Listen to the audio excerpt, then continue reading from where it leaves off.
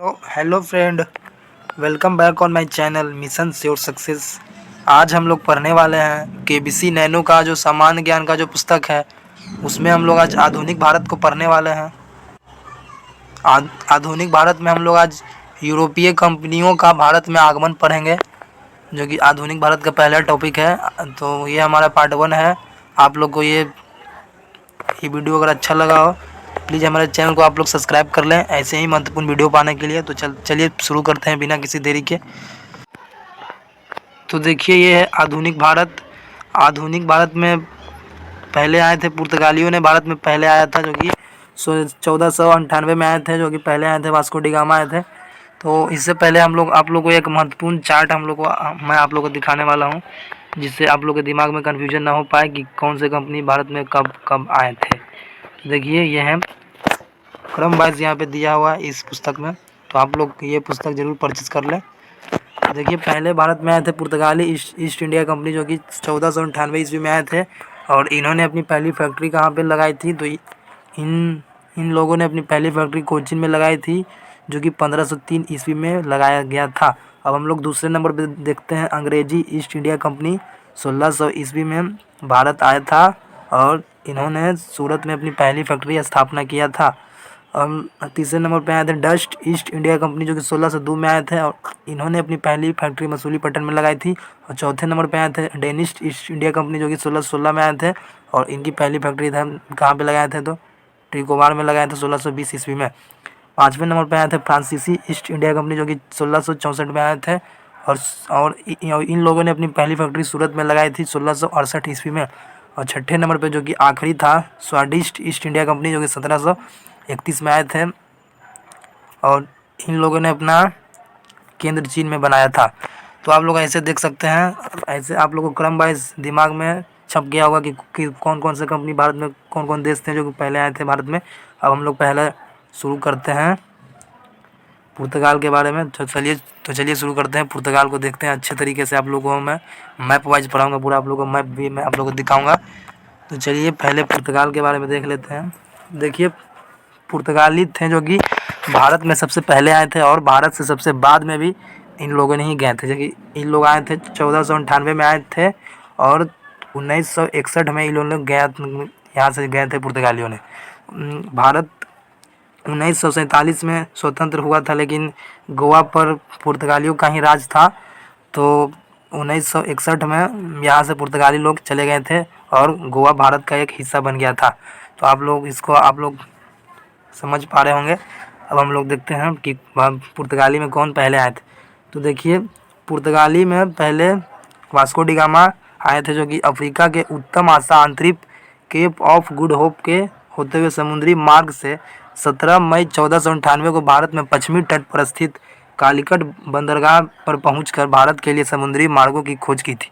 देखिए, जब Vasco D gamma Bharat आए थे तो वो केप ऑफ गुड होप के रास्ते से आए थे और वो भारत में एक कालीकट नाम का जगह है, जो कि वो वहाँ पे पहले बंदरगाह हुआ करता था। वो अभी भारत में केरला में स्थित है।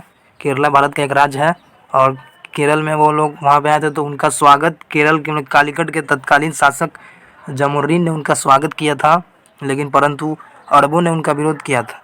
अरब थे कि जो कि अरब लोग नहीं चाहते थे कि कोई अन्य देश के व्यापारी भारत में आकर व्यापार करें, इसीलिए अरब लोग के निवासी उनका विरोध कर रहे थे।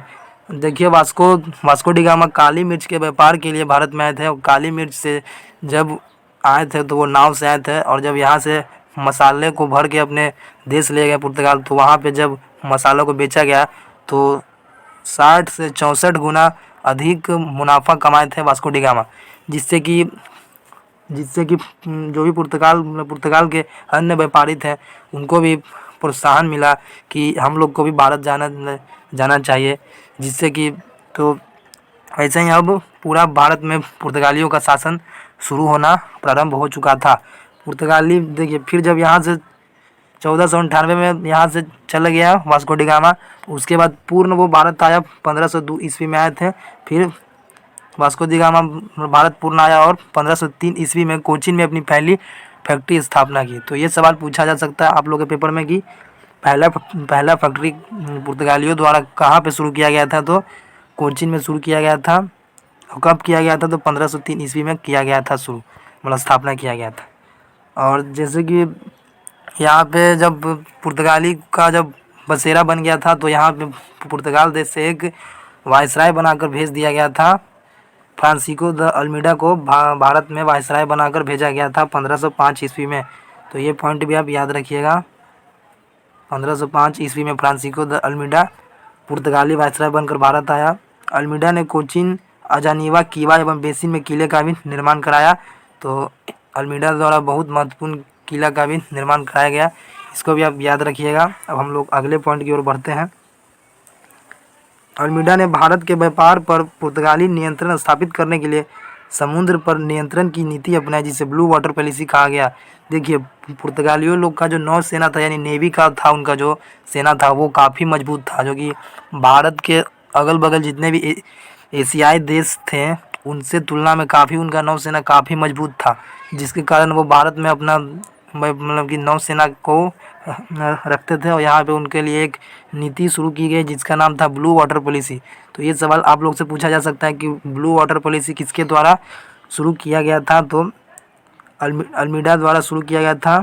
फ्रांसिस्को द अल्मीडा द्वारा शुरू किया गया था ब्लू वाटर पॉलिसी, जिसे ब्लू ओशियन पॉलिसी भी कहा जाता है। ब्लू ओशियन मतलब कि जो समुद्र के जो सबसे बीच का जो भाग होता है वहाँ पे आप जाके अपना एयरक्राफ्ट को मौजूद रखते हैं, उसे बोलते हैं ब्लू ओशियन पॉलिसी।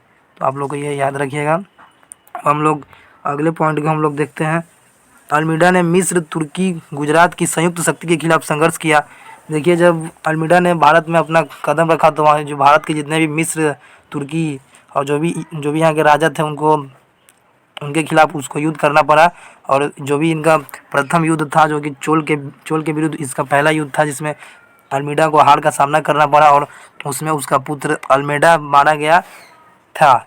कौन से युद्ध में, तो चोल के खिलाफ जो भी युद्ध लड़ा गया था 1508 ईस्वी में।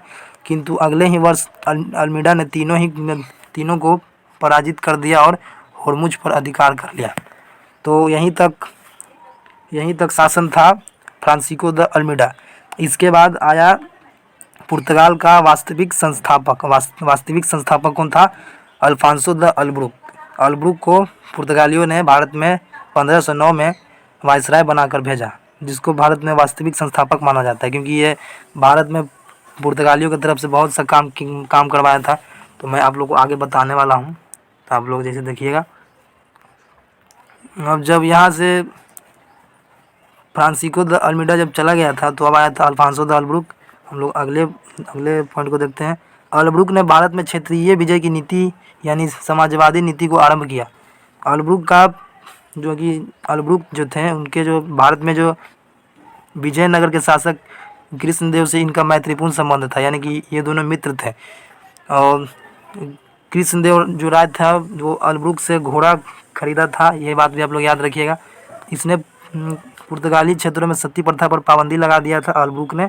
इसने मलक्का, होर्मुज के अलावा दमन, राजौरी, दाभोल आदि पर भी विजय प्राप्त किया था। अल्ब्रुक भारत में बहुत सा काम किया था पुर्तगालियों के लिए, इसलिए इसको भारत में वास्तविक संस्थापक कहा जाता है। अगला पॉइंट हम लोग देखते हैं। 1510 ईस्वी में अल्ब्रुक ने बीजापुर के शासक यूसुफ आदिल शाह से गोवा को जीत लिया था। ये क्वेश्चन काफ़ी बार बीपीएससी में पूछा गया कि किस बीजापुर के शासक से अल्ब्रुक ने गोवा को जीता था। तो बीजापुर के शासक यूसुफ आदिल शाह से गोवा को जीत लिया गया था किस वर्ष? तो 1510 ईस्वी में गोवा को जीत लिया गया था अल्ब्रुक द्वारा। अब हम लोग अगले पॉइंट को और देखते हैं। पुर्तगालियों की आबादी को बढ़ावा देने के ख्याल से अल्ब्रुक ने एक नीति अपनाई। जो भी कि यहाँ पे पुर्तगाली थे, जो मतलब यहाँ पे जितने भी पुर्तगाली थे 200-300, उन लोगों को कहा गया कि आप भारत की स्त्रियों से शादी करें, क्योंकि यहाँ पे हम लोग का साम्राज्य और बढ़ता चला जाए। इसी के लिए इन्होंने एक नीति अपनाई, जिसको भारत के स्त्रियों से शादी करने के लिए प्रोत्साहन किया गया। पुर्तगालियों को अल्ब्रुक ने ही शुरू करवाया था। अगले पॉइंट की ओर देखते हैं हम। 1518 में पुर्तगालियों ने कोलंबो और फिर मलक्का में कारखाना की स्थापना की। ये पॉइंट भी आप लोग याद रखिएगा। पुर्तगालियों ने कोचीन में अपनी पहली दुर्ग की स्थापना 1510 में किया गया। दुर्ग यानी फैक्ट्री को ही दुर्ग कहा जाता है। और उसको ही अपना मुख्यालय बना दिया गया। तो कोचीन को अपना मुख्यालय बनाया था पुर्तगाली ने कब? 1510 ईस्वी में। कौन बनाया था? तो अल्ब्रुक ने बनाया था। अब हम लोग अल्ब्रुक का भी अब काम यहाँ से ख़त्म हो जाता है। अब आता है यहाँ का नया वायसराय आता है जिसका नाम है नीनो डी कुन्हा ने कोचीन के बदले गोवा को पुर्तगालियों का मुख्यालय बना दिया। देखिए जब आप लोग यहाँ पे देख पा रहे हो कि पहले था कोचीन को अल्ब्रुक ने यहाँ मतलब मुख्यालय बनाया था पुर्तगालियों का, लेकिन जैसे ही नीनो डी कुन्हा ने जब आया भारत में वायसराय बनकर आया तो गोवा को पुर्तगालियों का मुख्यालय बना दिया गया। फिर ये भी यहाँ से चला जाता है। फिर आता है जोआ ड कास्ट्रो के समय 1540 में गोवा के सभी मंदिरों को ध्वस्त करा दिया गया था। ये भी बात आप लोग याद रखिएगा। अब हम लोग अगले पॉइंट की ओर देखते हैं। 1542 में पुर्तगाली गवर्नर मार्टिन डिसूजा के साथ प्रसिद्ध जेसुइट सत जीवियर भारत आए थे। ये भी आप लोग पॉइंट याद रखिएगा। हम लोग अगले पॉइंट की ओर बढ़ते हैं। 1580 में अकबर की इजाज़त से पुर्तगालियों ने हुगली में बस्तियों का निर्माण करवाया था। ये भी आप लोग याद रखिएगा पॉइंट को। अभी अगले पॉइंट की ओर बढ़ते हैं हम लोग। भारत में पुर्तगालियों के प्रमुख व्यापारिक केंद्र कालीकट, कोचीन, गोवा, दमनदीव और बम्बई, सूरत, बेसिन, चोल, सेंट थोमी और चिटगांव, हुगली आदि थे। तो ये सवाल आप लोग को मिलान करने के तरह से दिया जा सकता है कि कौन से मतलब पुर्तगालियों का कौन सा प्रमुख केंद्र था। तो आप लोग को ये भी आप लोग याद रखिएगा। अगले पॉइंट की ओर बढ़ते हैं हम लोग। देखिए मैंने आप लोगों को पहले ही बता चुका है कि पुर्तगालियों का नौसेना काफ़ी मजबूत था, इसीलिए वो भारत में इतना दिन तक टिक पाया था। देखिए यहाँ पे लिखा गया है कि पुर्तगालियों की सफलता का सबसे प्रमुख कारण है कि एशियाई देशों की तुलना में उनकी नौसेना का श्रेष्ठ होना। तो ये बात आप लोग को मैंने पहले ही बता चुका हूँ। फिर अगले पॉइंट की ओर बढ़ते हैं। 1632 ईस्वी में शाहजहाँ के काल में कासिम खान ने हुगली के पुर्तगाली बस्तियों को नष्ट करवा दिया और बाद में औरंगजेब ने चटगांव से पुर्तगाली समुद्री लुटेरों का सफाया करवा दिया। तो जो मुग़ल थे जो कि पुर्तगालियों को काफ़ी परेशान कर रख दिया था। हम लोग अगले पॉइंट की ओर बढ़ते हैं। 1662 में पुर्तगाली राजकुमारी कैथरीन ब्रेगेंजा का विवाह ब्रिटिश राजकुमारी चार्ल्स द्वितीय के साथ हुआ। दहेज के रूप में बम्बई को इंग्लैंड के राजा को दे दिया गया, जिसे 1668 ईस्वी में राजा ने 10 पाउंड के वार्षिक किराए पर बम्बई ईस्ट इंडिया कंपनी को दे दिया गया। ये भी पॉइंट आप लोग याद रखिएगा, बहुत ज़्यादा इंपॉर्टेंट है ये पॉइंट। हम लोग अगले पॉइंट की ओर बढ़ते हैं जो कि 1739 में मराठा सरदार आंग्रे ने पुर्तगालियों से सालसेट और बेसिन छीन लिया गया। इस तरह क्रमशः एस्टाडो द इंडिया का पतन हो गया और ये लोग गोवा और दमनदीव तक ही सीमित रह गए। पुर्तगालियों का भारत में ज़्यादा विस्तार नहीं हो पाया क्योंकि ये जब भारत आए तो काफ़ी लोग भारत को जान चुके थे, जैसे कि ब्रिटिश ईस्ट इंडिया कंपनी आ गए, फिर डच ईस्ट इंडिया कंपनी आ गए। तो इसी के विरुद्ध युद्ध करते करते इनका ज़्यादातर विस्तार नहीं हो पाया और ये दमनदीव और गोवा तक ही सीमित रह गए। और ये 1961 में भारत से चले गए। फिर भारत सरकार ने यहाँ पर नियंत्रित कर लिया गोवा को। तो यहीं तक था पुर्तगालियों का शासनकाल। और थोड़ा आगे दिया गया है उसको भी मैं आप लोगों को बता देना चाहता हूँ। पुर्तगालियों ने व्यापार पर नियंत्रण हेतु काफिला व्यवस्था भी प्रारंभ किया था। इसके अंतर्गत व्यापारियों को काफिले के साथ उसकी रक्षा के लिए एक पुर्तगाली बेड़ा चला करता था।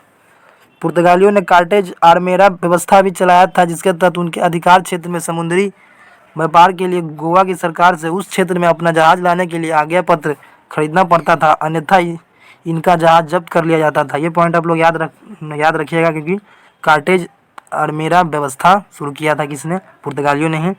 और पुर्तगालियों के भारत आगमन से भारत में तंबाकू की खेती और जहाज का निर्माण काफ़ी बढ़ गया था। तो आप लोग इसको भी याद रखिएगा। तो आज हम लोग का ये पुर्तगाली कंप्लीट हो चुका है। हम लोग आज अगले वीडियो में पढ़ेंगे डच ईस्ट इंडिया कंपनी। तो कैसा लगा ये हमारा वीडियो? आप लोग प्लीज़ हमारे चैनल को सब्सक्राइब कर लें और हमारे वीडियो को लाइक करें। तो चलिए मिलते हैं अगले वीडियो में, तब तक के लिए बाय, जय हिंद।